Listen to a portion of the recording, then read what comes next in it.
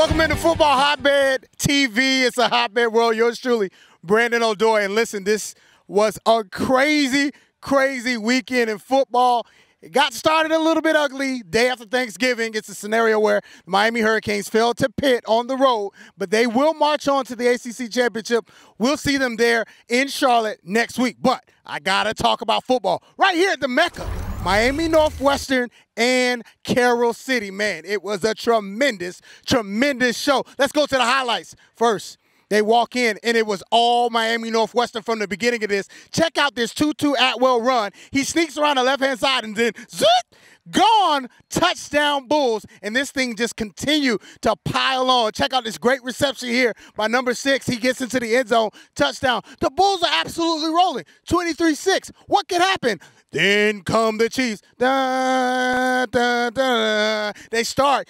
Now we got a game. Remember what? It's not over till it's over. Then it comes down to the final play of the game. 31 seconds left. 23-15. The Chiefs are down. One play to get it. Ball goes up over the head of the intended receiver, and Miami Northwestern hangs on. After the game, I talked to Coach Max Edwards. All right, welcome out to Trash Pile Stadium, the Mecca here. We're here with head football coach of the Miami Northwestern Bulls, Coach Max Edwards. Coach, tonight, 23-15. You get over the hump and you get the Miami Northwestern Bulls back to the state semifinals. How significant of a win was it tonight? I think it was big for the community. It was big for the schools and the team and the program. To get us back to where Northwestern used to be is an awesome job by the kids and the coaching staff, and I'm tremendously happy to be a part of it. Now, you were brought in as a former Bull when Miami Northwestern was at the top of Dade County. To get them back to this point, you had the pressure of Liberty City square on your shoulders. Last year, came up just short to this Carroll City team. And they came and marched back at the end of this one. What goes through your mind as it's kind of getting close and there are only 31 seconds left, and they have a chance to tie this thing up? It's the year of the Bull. We give God all the glory, and I just had faith that we was going to pull it out. I was not nervous, was calm, and I knew the kids was going to find a way to pull it out because that's how close they became with each other. One thing I've noticed about this team is along the way you found more offensive weapons. It's not just 2-2 Atwell anymore. Now you have Nigel Bethel stepping up. You have Bo Kendrick who's stepping up, came over from Miramar. You have other guys that are stepping up and making big plays. Talk about how you've been able to develop talent on the offensive side of the ball and become a more dominant football team.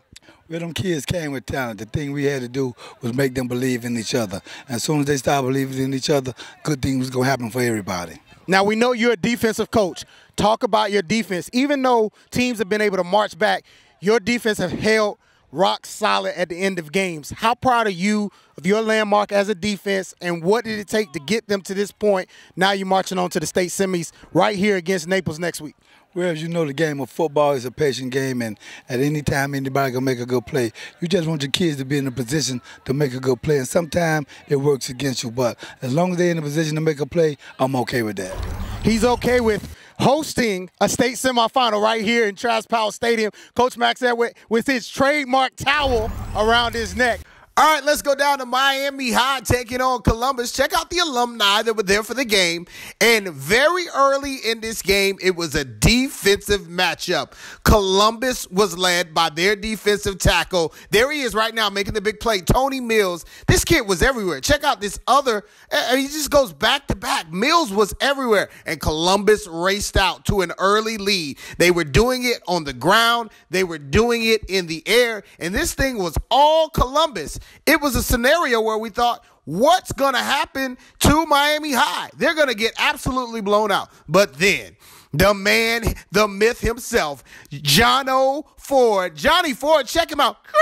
Then he goes, oh, he's still on his feet, wiggling, squirming all the way down. And I'm telling you, this is incredible. Miami High comes down from 22-0 to score 28 straight points, and they march into the state semifinal next week against Delray Atlantic. An incredible comeback for the Stingrays. Columbus left disappointed. This is one of the most incredible games of the high school football season, except for the game that we go to next. Let's go up to American Heritage Plantation. I'm talking about American Heritage, the number 3 team in the country, taking on Cardinal Gibbons. This game was back and forth all day, but check out the man, the myth. His name is Anthony Schwartz.